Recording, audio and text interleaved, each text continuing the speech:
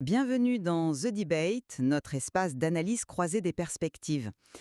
Vous savez, si on observe sous scanner le cerveau d'une personne en pleine dépression sévère, la science nous montre une réalité physique qui est assez glaçante. Ouais, des zones entières qui s'éteignent. Exactement, des connexions neuronales qui sont littéralement effacées, et je veux dire des zones comme l'hippocampe, notre centre des émotions, qui s'atrophient. Hmm, c'est indéniable. La souffrance psychique, elle s'inscrit profondément dans la chair.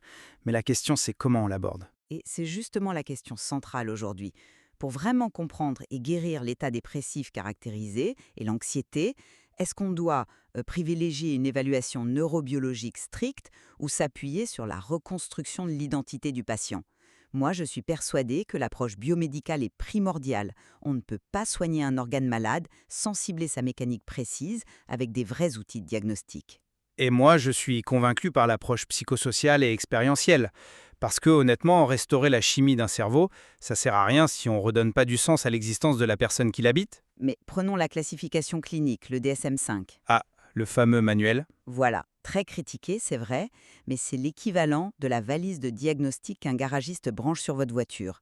Ça objective le problème. Au lieu de parler d'une vague tristesse, on isole l'anédonie. L'incapacité à ressentir du plaisir. C'est ça, une incapacité physique totale. Ou alors le ralentissement psychomoteur. Sans ces mesures quantitatives claires, le clinicien navigue à l'aveugle, particulièrement face aux risques suicidaires. Alors, la métaphore du mécanicien, elle illustre parfaitement le problème en fait. Le DSM va vous dire que le voyant moteur clignote, ok, très bien, mais il vous dira jamais pourquoi le conducteur a précipité sa voiture dans le fossé. Mesurer la sévérité d'un symptôme, ça révèle rien du sens que le patient donne à sa douleur. Ces diagnostics cliniques qui finissent par s'enliser et devenir des cages identitaires. Des cages? Attendez, ce score permet quand même d'orienter vers le traitement vital adéquat. Sur le moment, ouais, pour l'urgence. Mais pour un véritable espoir de guérison à long terme, le patient se réduit à son score.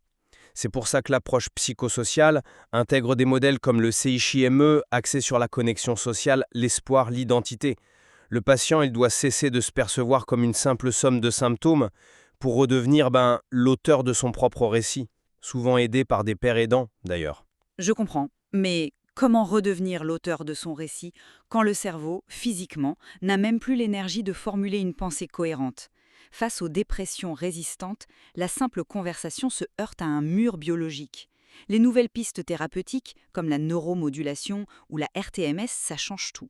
C'est-à-dire? On envoie des impulsions magnétiques à travers le crâne pour littéralement réveiller le cortex préfrontal dormant.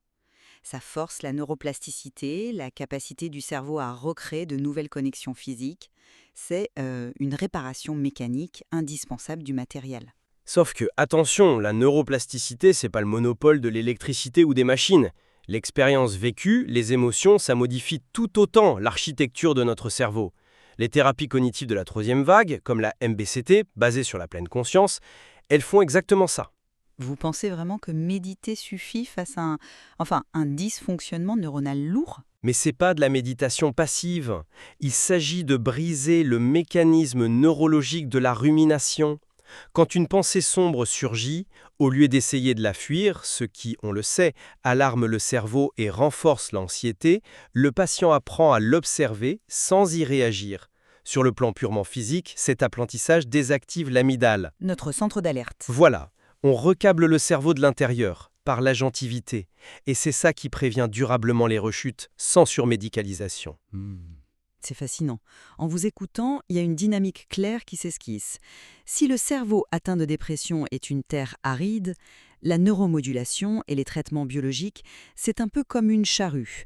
Ils labourent le sol, ils brisent la croûte dure de la pathologie pour rendre le terrain à nouveau meuble, réceptif. Exactement, c'est une excellente image. Et les thérapies narratives, la régulation émotionnelle, le lien social, ce sont les graines qu'on vient planter dans ce sol fraîchement retourné. Parce que labourer la terre sans rien y planter, ça donnera jamais de récolte. Tout comme jeter des graines sur un sol de béton, c'est complètement inutile. Donc, le modèle biopsychosocial trouve tout son sens ici.